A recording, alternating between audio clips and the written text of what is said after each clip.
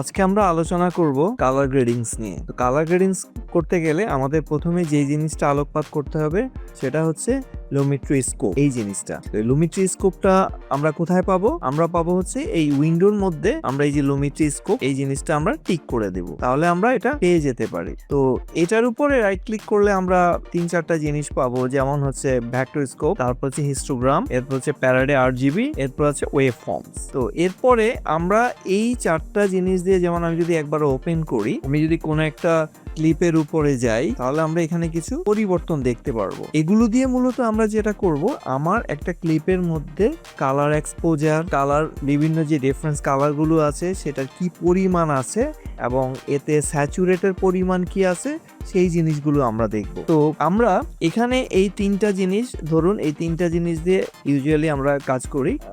চাইলে ওই আমরা এটা দিয়ে, হিস্টোগ্রামটা দিয়ে আমরা কাজ করতে পারি। এখানে মূলত ধরুন আমি যখন এই ক্লিপটায় যাই, welcome to IT Guru. IT গুরুতে স্বাগতম। এটি এমন একটি স্থান যেখানে প্রযুক্তি শেখা সহজ, আকর্ষণীয় এবং আমাদের ভাষায়। চলুন আজই শুরু হোক আমাদের শেখার যাত্রা, একসাথে আইটি গুরুতে।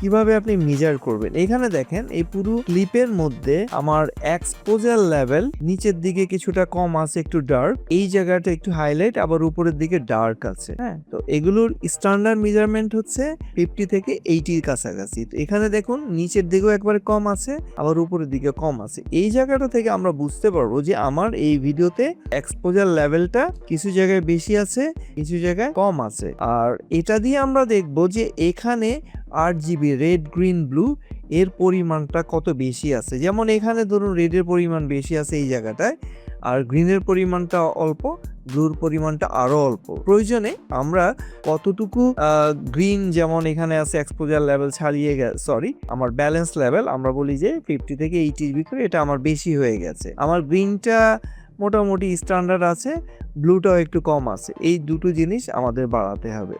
আর এখানে দেখুন স্যাচুরেশন পরিমাণ, এখানে দেখুন এই যে রেড, গ্রিন, ব্লু, আমার রেডের দিকে একটু বেশি পরিমাণে স্যাচুরেট হয়েছে। আমরা যদি রেডটা একটু কমিয়ে দিই, তখন স্যাচুরেট লেভেলটা একটু ঠিক হয়ে আসবে। আবার আমি যদি ধরুন এই ক্লিপটা যাই, এটাতে যাই, তাহলে আমার লুমিট্রি স্কোপে আমি কি দেখতে পারবো? সেখানে আমি দেখতে পারবো হচ্ছে, আমি আবার ওই লুমিট্রি স্কোপে যাই, এখানেও দেখুন এইটার নিচের দিকে বা এই অংশটাতে মোটামুটি এক্সপোজার আছে এবং উপরেও এক্সপোজার আছে, বাট উপরের লেভেল এই জায়গাটায় কিছুটা কম আছে, একটু বাড়াতে হবে। আর নিচের লেভেল এই জায়গাটায় কম আছে।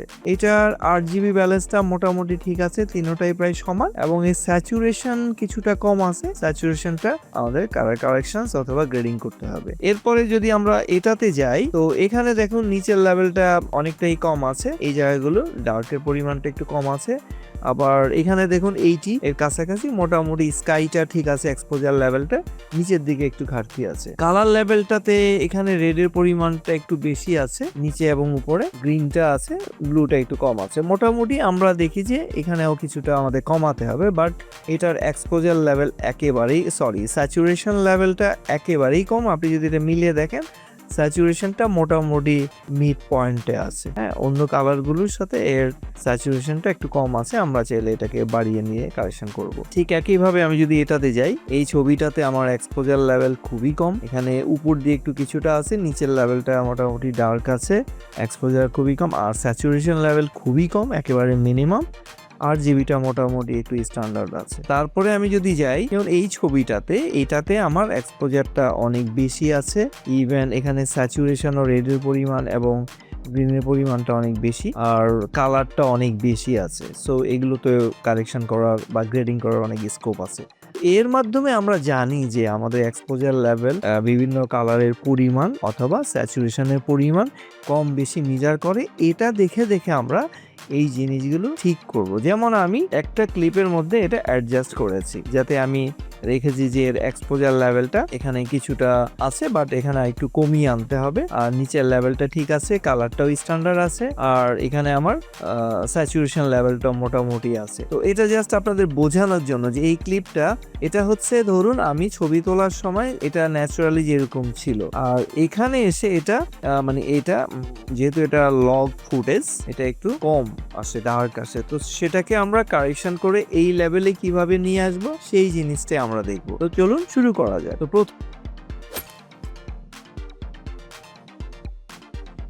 প্রথমে আমি এটার যে এক্সপোজার লেভেলটা আছে এটাকে আমরা ঠিক করব। তো আমরা যখন এখানে কাজ করব, আমরা এখানে চেষ্টা করব মেইন ফুটেজের উপর টাচ না করতে। মেইন ফুটেজটাকে আমরা যদি টাচ করে ফেলি তাহলে আমাদের যেটা হবে, এটাকে পরবর্তীতে কারেকশন করা ডিফিকাল্ট। সো আমরা এখানে অ্যাডজাস্টমেন্ট লেয়ার তৈরি করব। সেটা আমরা কিভাবে তৈরি করব, আমরা এখানে দেখবো একটু খালি জায়গায় গিয়ে রাইট বাটন প্রেস করে এই যে নিউ আইটেম, সেখান থেকে আমরা নিব অ্যাডজাস্টমেন্ট লেয়ার। তো এটা আপনার ফুটেজের যে রেজলিউশন আছে, ফ্রেম রেট, সেটাকে স্ট্যান্ডার্ড ধরে তারপর এটাকে নিয়ে আসবে। এই যে এটা, এখন আমি কি করব, এটাকে এখানে নিয়ে আসবো। প্রথমত আমার যে এই যে এটা আছে, আমি যদি ধরুন অন্যগুলোকে এখানে একটু ক্লোজ করে দেই আর যে এটা রাখি, আমি শুধু এটা রাখি। ফার্স্ট আমার এই যে এখানে কিছু কিছু জায়গায় আমার এক্সপোজার বেড়ে গেছে, কিছু জায়গায় কম আছে। প্রথম আমি কি করব, এখানে যাব, এখানে গিয়ে এই যে কার্ভস যে হুইলটা আছে, সেই হুইলটাকে এক্সপোজার লেভেলটা একদম জিরোতে টাচ করাবো, একদম কিছুটা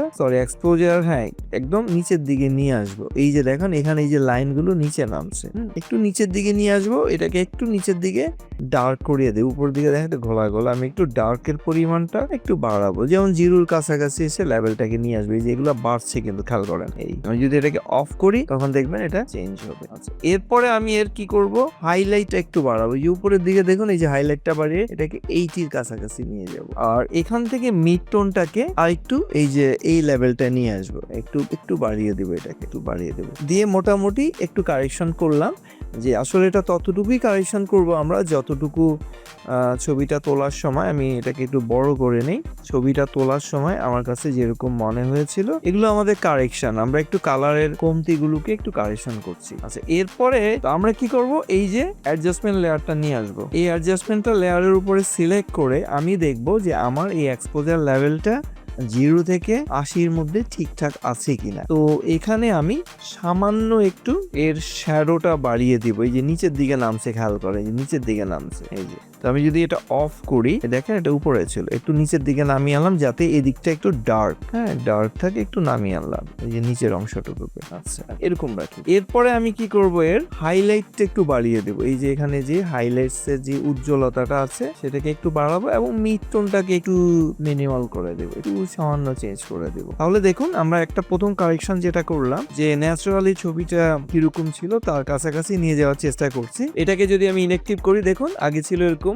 ডার্ক এবং মেরমেরে এবং ঘোলা ঘোলা ভাব, আমি এটা দিয়ে একটু এটাকে কারেকশন করালাম। এবার আমরা যাচ্ছি সেকেন্ড কারেকশনে। অ্যাডজাস্টমেন্ট লেয়ারটাকে আমি আবার এখানে নিয়ে আসবো। আমরা যতবার কারেকশন করব, প্রতিটা কারেকশনে আমরা এরকম অ্যাডজাস্টমেন্ট লেয়ারকে ব্যবহার করব, লেয়ার বাই লেয়ার। এবার আমি এটাকে সিলেক্ট করব, সিলেক্ট করে আমি চলে যাব কোথায়, বেসিক কারেকশনে। এখানে কালারে কিছু কমতি আছে, যেমন আমি 8GB তে যেখানে গিয়েছিলাম সেটা অ্যাডজাস্ট করব। আমরা চাইলে এটা দেখেও করতে পারি, আবার আমরা চাইলে যেমন 8GB, এখানে আমি কালারটাকে একটু অ্যাডজাস্ট করব। এখানে দেখুন আমার একটু টেম্পারেচারটা কম মনে হচ্ছে, যে হোয়াইট ব্যালেন্সের ক্ষেত্রে একটু টেম্পারেচারটা বাড়িয়ে দেবো, ইউলিশ করে দেবো। আর এখানে একটু গ্রিনের ভাবটা একটু টিন্ট এখান থেকে একটু বাড়িয়ে দিই, যাতে একটু গ্রিন ভাবটা আসে। ওকে, এই যে গ্রিনটাকে একটু তুললাম, এখানে দেখেন এই যে 80, আর এটাকেও একটু রেডের পরিমাণটা 80-র কাছাকাছি নিয়ে যাবো আমি, ঠিক আছে।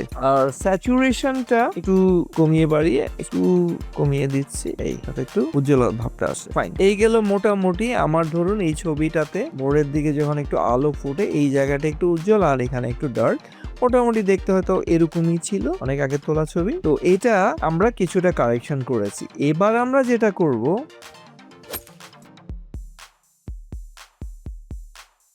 সেটা হচ্ছে গ্রেডিং এর কাজ। এর জন্য আমি কি করব, আরেকটা অ্যাডজাস্টমেন্ট লেয়ার এখানে নিয়ে আসব এবং এটাকে টেনে ক্লিপ পর্যন্ত দিয়ে দিব। দেন এখন আমার প্রথম যে কাজটা হচ্ছে, আবার আমি চলে যাব কালার হুইলস এন্ড ব্যালেন্সে। এখানে আমি কালার গ্রেড করব, মানে এই তিনটা কালার, যেমন শ্যাডো, মিডটোন এবং হাইলাইটস, এই তিনটাকে পুরো জায়গাটা আমি ছড়িয়ে দেব। কিভাবে সেটা করব, এই যেমন এর ভিতরে দেখেন একটা প্লাস চিহ্ন আছে। প্রথমে গ্রেডিং এর ক্ষেত্রে আমি এখানে একটু ডার্ক মুড নিয়ে আসবো, যেমন রেড, গ্রিন, ব্লু। আমি একটু ডার্কের দিকে একটু ব্লু ব্লু এর দিকে নিয়ে যাচ্ছি জিনিসটাকে, যাতে জিনিসটা যেহেতু এখানে ব্ল্যাক নাই একটু ব্লু দিয়ে মিক্স আপ করবো। আমরা শ্যাডোটা যেদিকে করব আমরা চেষ্টা করব হাইলাইটটা তার অপোজিট কালার, এখানে যেহেতু আমি এটা বাড়িয়েছি এখানে সেটাকে আমি একটু ইয়েলোর দিকে নিয়ে যাব, তাহলে আমরা একটা ব্ল্যাক ভাবটা পাবো। এখানে এই একটু ইয়েলোটা নিয়ে আসছি, এরকম নেড়ে চেড়ে দেখবেন যে কোন দিকে এটা আসলে কাজ করে। এই যে দেখুন চেঞ্জ হচ্ছে কিন্তু। হ্যাঁ, এখানে আমি একটু রেড এবং ইটার পরিমাণ বাড়ছি যাতে আমার এখানে এই যে একটু গ্রিন গ্রিন ভাবটা আসে। আর এখানে এসে আমি একটু গ্রিনটাকে নিয়ে আসি, গ্রিনটাকে টাচ করাচ্ছি। এই যে এখন একটু গ্রিন ন্যাচারালটা আসছে।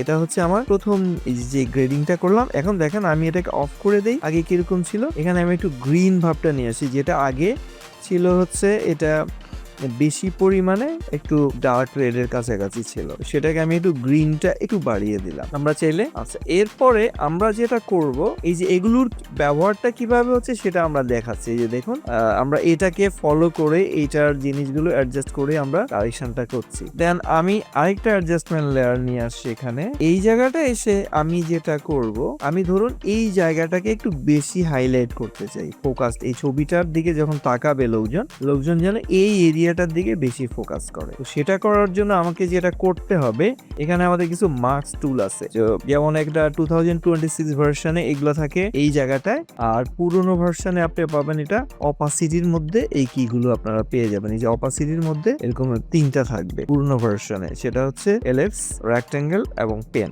আমি এখান থেকে ধরুন এই যে রেক্টেঙ্গেল মুডটা নিলাম, নিয়ে আমি চাচ্ছি এই ছবিটার এই অংশ জুড়ে লোকজন ফোকাসড করবে, বাকিগুলো একটু থাকবে আর কি, এক্সপোজারটা কম থাকবে, এখানে এক্সপোজারটা বেশি থাকবে। আমরা এটাকে নেড়েচেড়ে অ্যাডজাস্ট করতে পারবো এবং এর সাথে এর যে ফেদার এটাকে একটু বাড়িয়ে দিব, যাতে আমার এই যে ভিতরের অংশটা একটু বেশি হাইলাইট হয়। এই যে এই জায়গাগুলো ফেদারটাকে আমি একটু বাড়িয়ে দেবো, এই যে এরকম কার্ভ করে দিলাম। ওকে, এখন আমি এটাকে সিলেকশনে রেখে আমি যেটা করব যে আবার কালার হুইলসে যাব, কালার হুইলসে গিয়ে এখানটা আমার শ্যাডোটা একটু বাড়িয়ে দিব, যে আগের বার যেটা একটু বেশি গ্রেনিশ হয়ে গিয়েছিল একটু বাড়িয়ে দিব, এই যে একটু চকচকে ভাব আসছে। এখান থেকে হাইলাইটসটা আরেকটু উজ্জ্বল করবে, এই যে এরকম উজ্জ্বল করে দিব। আর এখান থেকে আমার মিড টোনটা একটু বাড়িয়ে নেই, এটা দেখেন এই যে এরকম চেঞ্জ হচ্ছে। এই যে একটু ভাবটা নিয়ে আসবো, ভাইব্রেন্ট একটা ভাব নিয়ে আসবো, যে এইদিকে একটু কুয়াশাচ্ছন্ন, এই জায়গায় রোদের শ্যাডোটা একটু বাড়ছে এরকম। এটাকে আমি যদি অফ করে দিই, দেখেন পার্থক্যটা দেখেন, ছবির এই জায়গাটার দিকে আপনার ফোকাস বাড়ছে।